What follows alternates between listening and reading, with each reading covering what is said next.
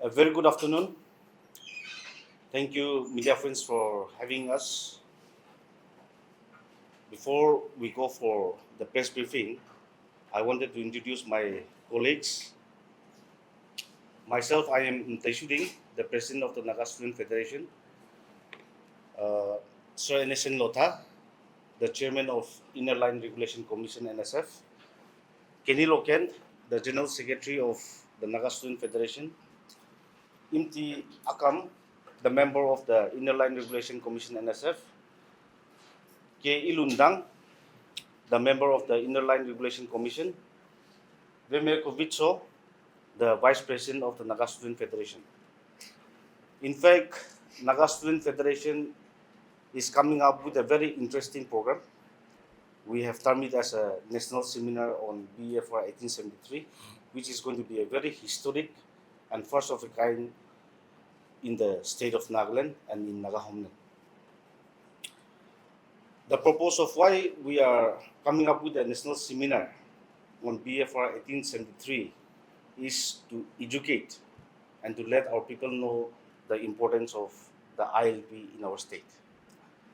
With utmost importance, Naga Student Federation on 4th December 2024 at Molongimsen in the 4th Federal Assembly of the Naga Student Federation, we have formed a commission, an independent commission, which will work under Naga Student Federation. And we have given the nomenclature as Inner Line Regulation Commission, which is headed by our former president, NSN Lotha, and his team. And on 7 March 2025, the Naga Student Federation have given them the official appointment, where they have started working out. We have already given certain representation to the government, but we are yet to get any response from the government. So this is the first of a kind where Naga Student Federation is also coming up with a national seminar with a very prominent leaders from the Supreme Court, Mr. Prasan Bhushan and Somana Khanna from Supreme Court. They are coming for our program. And now I would like to give time to our Ilrc chairman. But beforehand, I also want to inform our general public that we have reserved 20 seats for any public who want to come and witness this national seminar. So we request them to come and formally register themselves and be part of the program. Thank you, NSF presidents and members of this press conference. The seminar, which the Naga Student Federation president has already briefly highlighted, this seminar is not intended to actually point out or to accuse any establishment. Perhaps it is not a new thing for the NSF as far as inner line pass is concerned. As late as the 1970s, the NSF has been striving for the enforcement of this Bengal Eastern Frontier Regulation of 1873. However, a seminar of this nature is the most historic for the NSF to come up with. This seminar is intended to spread a message about the significance of the inner line pass system in the state of Nagaland. Comparatively with the other states, we have come across states like Mizoram, which has fully capitalized the provision of BFR 1873. And we see that in Mizoram, the economy has a far-reaching impact in the hands of the local indigenous people, because of the active enforcement of this ILP system. In fact, to take reference of Mizoram, they have even established a ILB issuing counter on the very first day, that is the 13th of September 2025, when the first railway station was inaugurated. As much as the exhibition of the seriousness of this ILB, no one was allowed to go out of the perimeter of the railway station before taking that temporary ILP at Sairang railway station of Mizoram. Today, the Anagastun Federation is of serious observation that because of the lackadaisical approach to the provision of this Befr 1873, the economy of the indigenous people has gone into the hands of non-locals. We are not against any genuine citizens of India to come to Nagaland. They are freely welcome. The only concern that we would like to convey to them is they must abide by the existing provisions and laws of the state.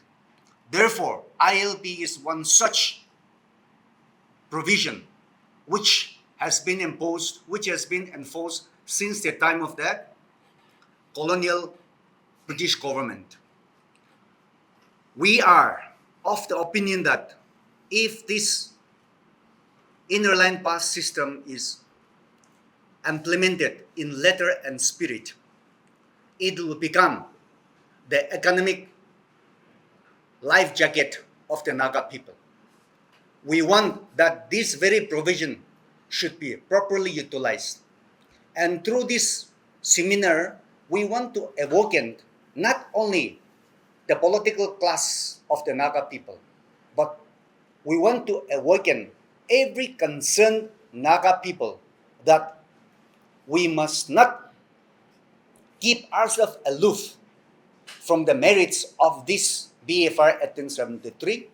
We must take full advantage of the provisions in order to salvage the future of the younger generation.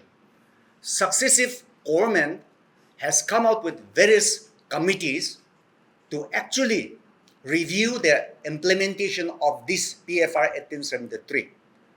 Those committees have given wonderful suggestions, and today we would, through this seminar, also like to centralize all those suggestions and give to the government once and for all a kind of a workable suggestions so that the ILB, which has been so far being addressed in a piecemeal manner, must be centralized and a separate implementing authority must be established so that confusions, the belferages in the implementation of this Bengal Eastern Frontier Regulation must be put to rest, and every aspect of the government as well as the public must focus on this centralization so that even those people who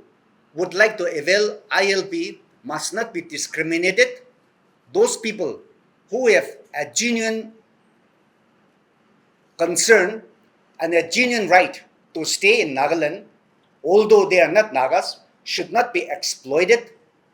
Those people who have a contribution to make to the state of Nagaland should not be victimized. But those people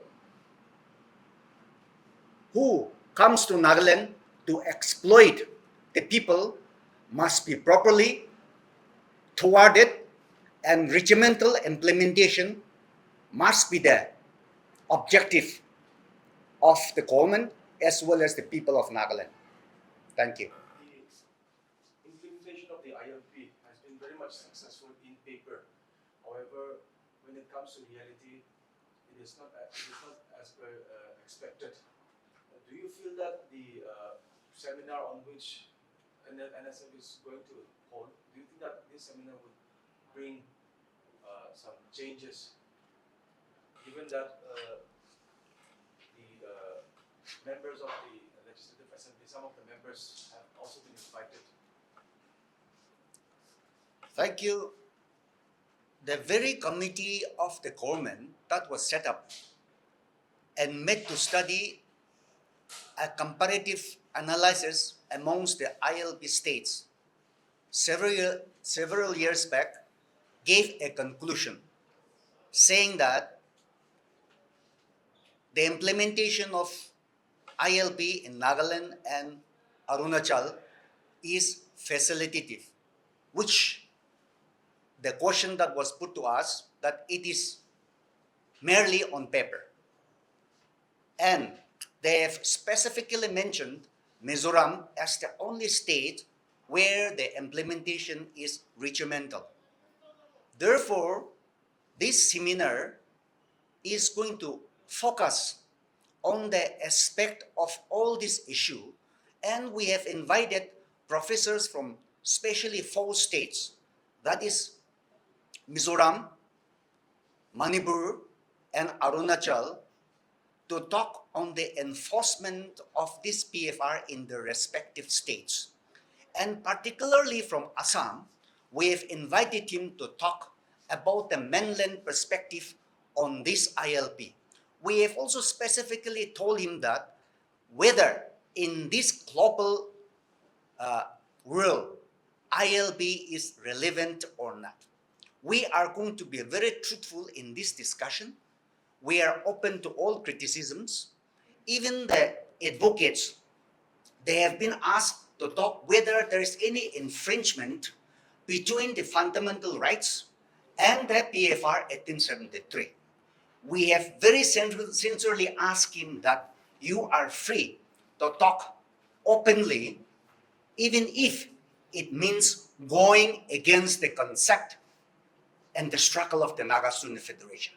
This seminar is going to be an open book for all people to see.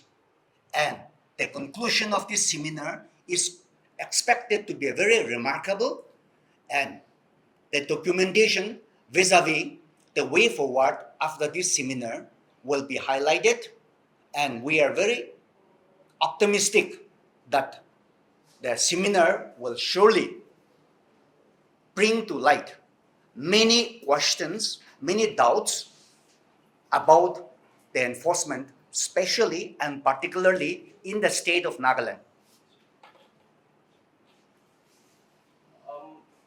NSF and its subordinate units have been continuously raising up the issues of ILP.